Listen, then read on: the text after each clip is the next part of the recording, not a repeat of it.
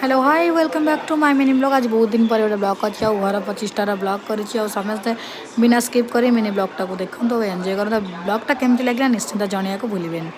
तो देखो आज घर 25टा पूजा कंप्लीट हो जाए पूर्व दिन आम घर एंटर आप बुले देखी दूसरी हनुमान चालीसा चलती। हनुमान चालीसा पर पूजा टी होमर आम बसीगलु तो पूजा आम जस्ट आरंभ है।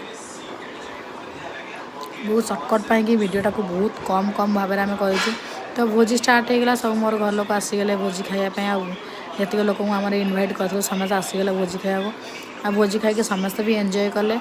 तो आपण मैंने देखो वीडियो कंटिन्यू करूँ आ कि फोटो जो आम सुट कर पारूँ से किसी फोटो देचु।